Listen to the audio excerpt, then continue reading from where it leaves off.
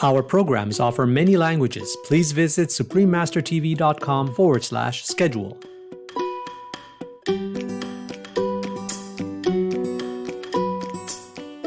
And the book came out of wanting to let other busy people know that this is something they could do and add to any spiritual practice they have, or anything really. So it's letting people re-own that they have this creative spirit and re-own that child that desperately wants to play and enjoy life rather than kind of see it as a drudgery. Continue watching to find out more.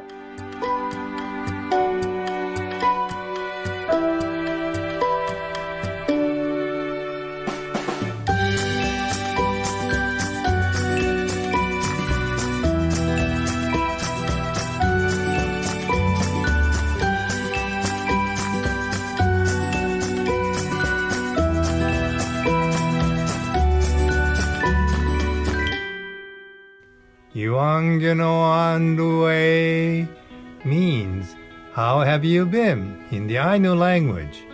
I'm Haruzo. The Ainu, an indigenous people native to Russia's Sakhalin Island in northern Japan, wish that you always keep your innocent, childlike heart.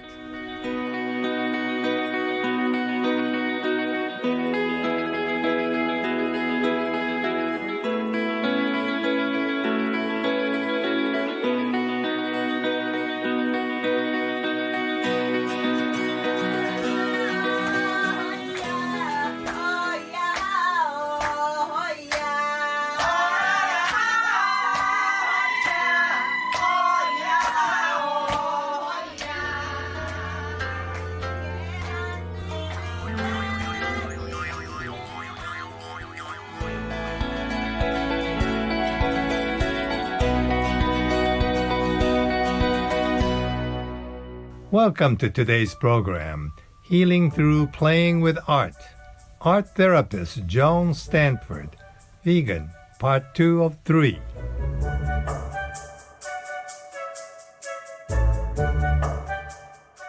Ms. Stanford is a board-certified art therapist, the author of The Art of Play, Ignite Your Imagination to Unlock Insight, Healing and Joy, and co-founder of the Mendocino Center for Living Well in Mendocino, California, USA.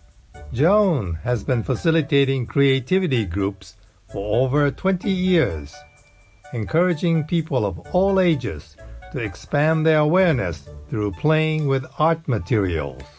She also offers imagination play shops at her wellness center.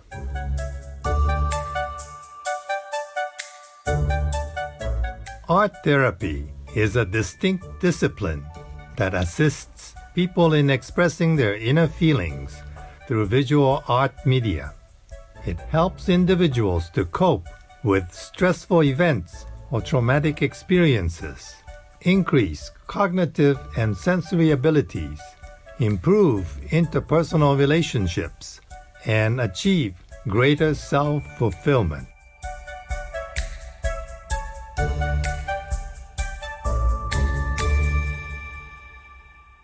Famed Spanish artist Pablo Picasso once said, "Art washes away from the soul the dust of everyday life."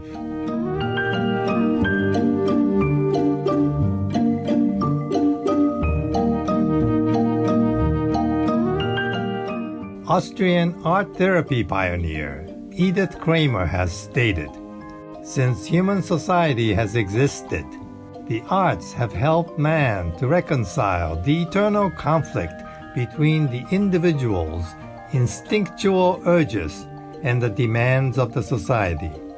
Thus, all art is therapeutic in the broadest sense of the word." Throughout the ages, humans have found art as a way of releasing and transcending emotions. When you get into using art for personal expression, you don't want it to be product-based, you want it to be process-based. You want people to be in the process and not worry about perfection or what it looks like.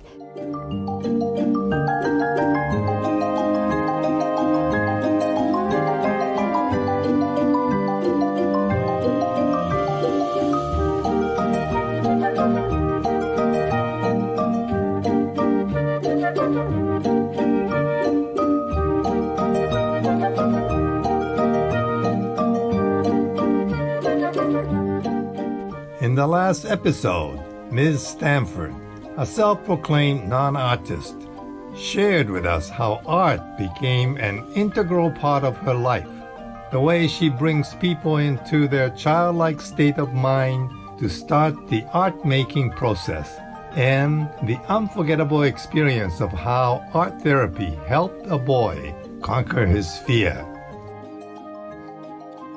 Today, we will continue to introduce her publication and explore other beneficial aspects of art therapy. Joan discussed how she came up with the idea of writing her book, the seeds of which were planted by her children's music teacher, from whom Joan also began taking piano lessons. The teacher, who is also an expressive arts therapist, asked Joan to do a painting of Joan's missing inner child.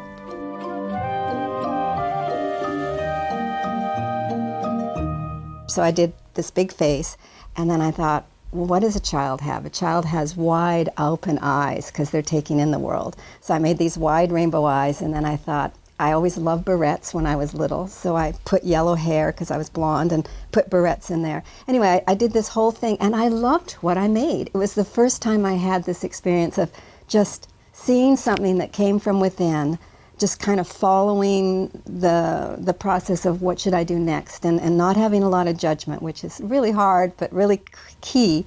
So it was playing. It was totally playing, and it was activating this child spirit. And I loved this inner child. And the book came out of wanting to let other busy people know that this is something they could do and add to any spiritual practice they have, or anything really. So it's letting people re-own that they have this creative spirit and re-own that child that desperately wants to play and enjoy life, rather than kind of see it as a drudgery.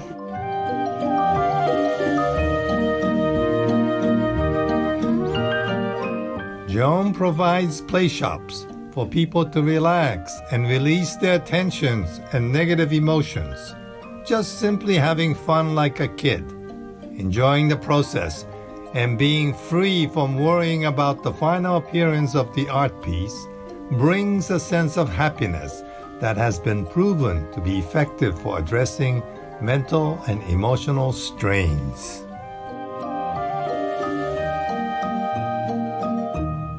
Because it opened up such a world for me and changed my attitude towards my own life, I wanted to invite other people, other busy people that would never consider playing with art materials. Playing, period, really. I mean, their lives are too stressful. So that's why I came up with the idea of offering play shops. And these people, you know, they come pretty much like a little intimidated sometimes, but just to play. I mean, I make it very clear there's no judgment. We're just going to have a good time. I do not call it therapy, even though I'm a registered art therapist, because I don't want to add that seriousness to it. I want to keep it light, but it's always therapeutic when you do something and have fun.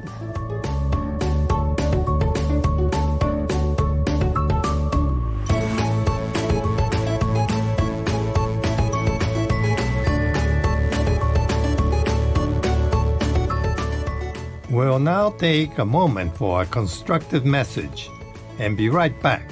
Please stay tuned to Screenmaster Television.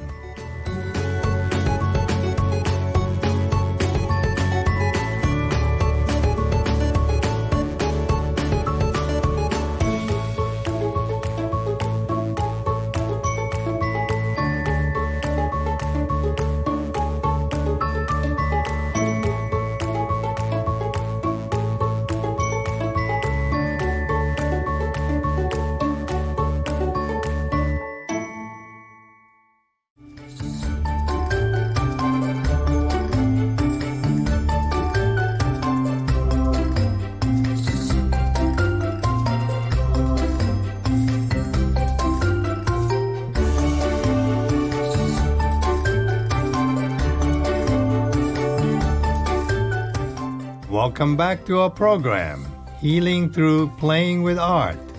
Art therapist Joan Stanford, Vegan, Part 2 of 3. As we heard, art therapy helps people release emotions or deal with troubling experiences through the visual arts. In turn, people may expand their awareness of themselves through this method. Joan elaborates. Imagery is evocative. I mean, we all know that from advertising and just from looking at a photograph, that old cliche, a picture is worth 1,000 words. And everybody has a response to an image or a song, and it's personal. I remember when I was doing an in-service at the school, I asked the staff to think of a tree, and the word tree is tree. But when people represented it or even just spoke it aloud, everybody had a different tree, and it comes out of their own memory bank. So if you ask someone to do something with imagery, it's pulling from that inner self. And to me, that's how it connects to being more aware of your own, projections, prejudices, misconceptions. It clarifies how you see the world because you're looking at it differently. You get more in touch with it.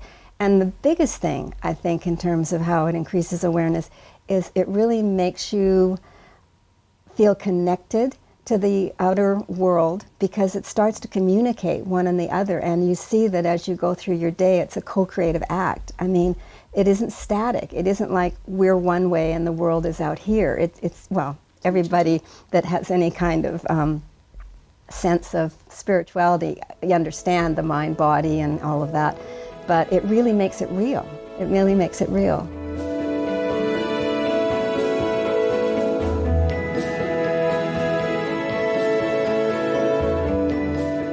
In the process of art expression, following the heart is essential. Are there any suggestions to help keep ourselves centered to hear our inner voice?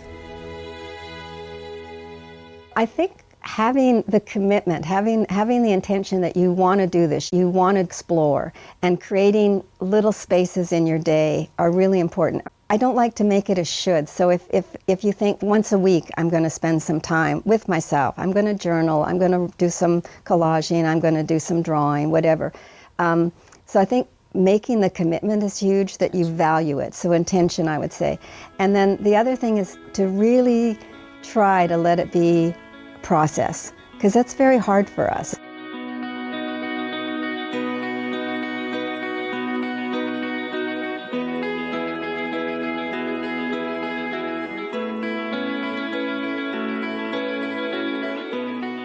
Art therapists guide people to express themselves imaginatively and to be honest with what they are feeling. It's the process of creating freely that matters, not necessarily the final artwork. As long as the uncomfortable or bothersome feelings and emotions are released, one has achieved the purpose of the therapy.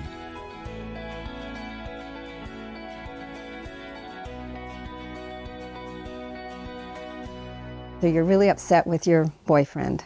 How does that make you feel? I mean, right now, show how that upset. Use the colors and the paper to express that upset. And sometimes they would just, grab a chalk pastel or something and almost like, desecrate it. They push really hard and it kind of flakes on the paper, and they might ball up the paper. I had a mother once come in that was really upset with her daughter, and I said, what do you want to do? And she said, I just want to feel in control. And so I gave her something to work with, and then she tore it up into shreds and threw it in the garbage, and it was like it took care of that.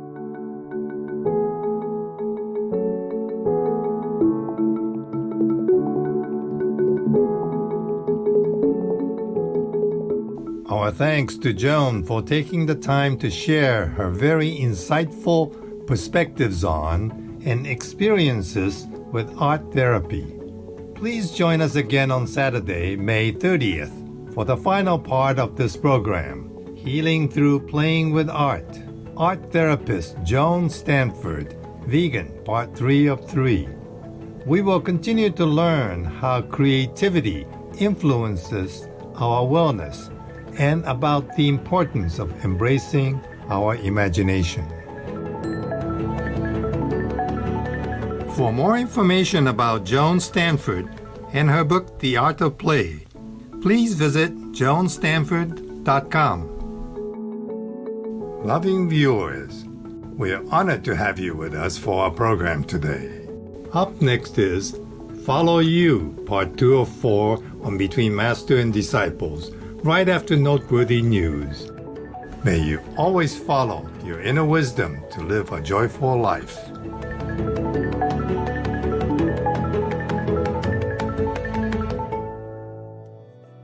Our programs offer many languages. Please visit suprememastertv.com/schedule and suprememastertv.com/HL. Nos programmes offrent plusieurs langues. Veuillez visiter suprememastertv.com/schedule et suprememastertv.com/HL. Nuestros programas ofrecen varios idiomas. Visiten suprememastertv.com/schedule и suprememastertv.com/HL. Нашите предавания предлагат много езици.